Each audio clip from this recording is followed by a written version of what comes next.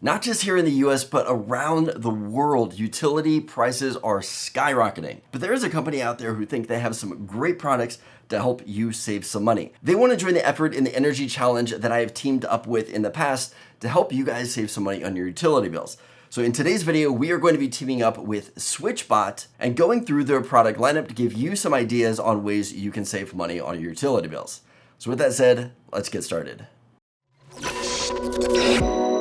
Hey everybody, welcome back to another video. So this is the second video I've done in the energy challenge in partnership with IFTTT. If you are not familiar with IFTTT, they are a website that helps you connect all of your smart home products together to set up different automations and different things like that. We'll be talking about them in a second. But the energy challenge is a collaboration of YouTubers that are getting together to provide you guys with some ways to save some energy. There is a website over at IFTTT where you guys can check it out, sign up, and join the energy challenge. I will leave a link for that site down below in the description. From there, once you've joined the challenge, we are calculating how much money is being saved by people who join the challenge throughout the year. It's an incredible effort to save some money and also help the environment. So I hope you guys join the energy challenge. Link will be in the description. But I am teaming up with SwitchBot, who is sponsoring this video, to show you guys their product line and how you can save money using their products. Now, a few weeks ago, we took a look at the SwitchBot lock, their smart lock that is super easy to use. I definitely recommend checking that one out. And with that said, let's go ahead and get started taking a look at some of their products. So the first thing you're going to want to start out with is this guy right here. This is the SwitchBot Mini Hub, and this is going to allow us to connect all of our SwitchBot devices to this guy right here. So not all of those devices are connecting directly to our Wi-Fi. They're going to connect to this, and then this will wirelessly connect to our Wi-Fi.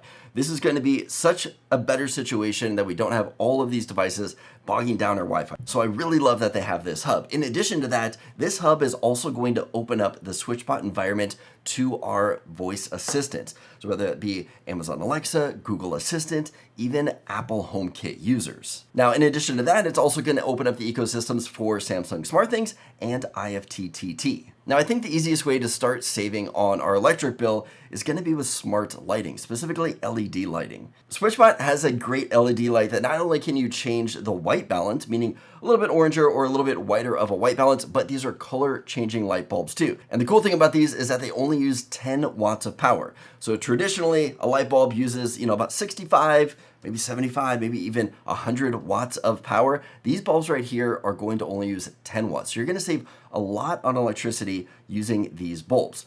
Now, some other devices that you can use throughout your house for not only making your devices smarter, but to also automate them so they can turn on and off when they're triggered by different things, is going to be things like a smart plug. Maybe you have an old lamp, a coffee maker, maybe a fan that you put in a window. Having a smart plug is going to be a fantastic option because you can set up different things like schedules, remotely turning your devices on and off through the SwitchBot app, or you can actually integrate your SwitchBot with something like IFTTT to set up geofencing. So to do this, you would sign up for an IFTTT account, link your SwitchBot account to that, and then you'll create an applet to say when you leave an area of your house to go ahead and turn off the light or turn off that smart switch. So that way you don't have to worry that you might have left something on. SwitchBot also has another device that they're kind of known for called the SwitchBot Bot. And essentially it is a little finger that comes out and will push a button for you. A lot of people have older equipment, things that just need a button push to turn on and off, maybe a coffee maker, maybe like a window AC, something like that, where it's not smart, so you can't necessarily automate something like that, but you can have this device right here push that button for you. I went ahead and I installed one in a window AC that I have to automatically push that button when I come home. But if I leave my house, it is going to push that button to turn the device off. Now, SwitchBot also has a lot of devices for triggering smart home automations. The contact sensor is actually multifunctional. Not only can it detect if a door or window is open and closed, but it has a button on the front. You can use this for setting up automations, and it also has motion detection on it too. Now the contact sensor is big, but what I like about that is that it has two AAA batteries inside. Now the motion sensor also has AAA batteries inside it too. Gotta love that. It does come with a stand that either mounts on the bottom or the back of the motion sensor. And that stand can either be screwed into whatever you want to connect it to, or it is magnetized so you can actually attach it to something metal. Now the button, or the remote as they call it, is a great way to trigger your different automations or maybe just a device in general. It's got two buttons on the remote, and essentially an up and a down, but unfortunately there aren't multiple uses for it. Like you can't double push or push and hold to get more functionality out of it. But you can use this with the other SwitchBot devices if you want to maybe say turn a light on and off, or maybe use the SwitchBot curtain to open and close your curtains. There are a lot of different functionalities that you can use this remote for. And they also have a meter that will tell the temperature and the humidity. You can set up an automation to trigger when the temperature hits a certain degree. So for example, if I want to set my meter and say anytime it goes above 85 degrees, I want you to automatically push my SwitchBot button, which is going to turn on the window AC in my room. That way it cools it down, and I can set up another automation that says when that drops to a certain degree, go ahead and hit the button to turn it off. Another automation that I love using is when a contact sensor opens, it will turn a light bulb on. So for example, I can put a contact sensor at my front door. So when that front door opens, it can automatically turn on my French port lights. Now, another popular automation is using the motion sensor. What I have here in the office is I have a motion sensor set up to anytime I walk into this room and it's nighttime, it'll turn on all the lights in the room. Now that doesn't matter what brand of lights I have because I do have that automation all connected through the Amazon Alexa environment. And then I have another automation to turn those lights off when it detects no motion for 10 minutes. All right, so I wanted to break down some of the savings that we're getting here. I have got 5 different lights here in the office. Now, if I were to normally run these lights right here, let's say it's 60 watts, that's 300 watts of energy I'm using from my light bulbs. Instead, with the SwitchBot lights, we are now only using 50 watts to have all of these on. That is a huge savings right there.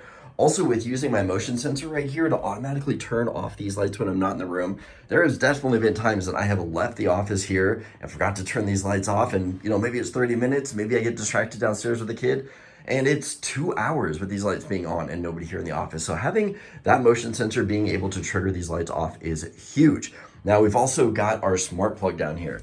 So the smart plug down here, I do have Wi-Fi plugged into this one, but with the smart plug, we can monitor our energy usage. This is going to be a great way to see how much energy your device is using with it staying on and how long it is on. Now lastly, I wanted to talk about AC units. So I mentioned that we can have our SwitchBot automatically turn our AC units on and off. This one is great right here. This one is from Midea. This one is already smart. It doesn't actually even need that button, but now I'm able to just cool off or even warm, because this thing is a heater too, the office right here. So just this single room alone and not have to worry about paying for the whole house to be cooled off. So great savings on that one right there. Now these automations are really nice and convenient. When you walk into a room, lights turn on. When you open a front door, a light can turn on. But these are all great ways to help you save money to prevent something from being left on. Whether that's an air conditioning unit, whether it's light bulbs or any other device, you can automatically have these turned on and off depending on if you are leaving your house, coming home, in a room for your motion sensor, or just being able to control all of that through the app. I was really happy to see that the SwitchBot ecosystem has so many different devices that you can use to build out a smart home and set up some awesome automations. Now team that up with say IFTTT or maybe integrating that into your Amazon Alexa for their routines, and this is such a solid ecosystem to invest in. I encourage you guys to check out the Energy Challenge. Link will be in the description below and sign up for that. If you guys want to see other YouTubers and the videos that they made for this challenge, check out the playlist over here. I recommend you guys also checking out the review that I did on the SwitchBot lock. Hope you guys got some good information out of this, and I'll see you in the next video.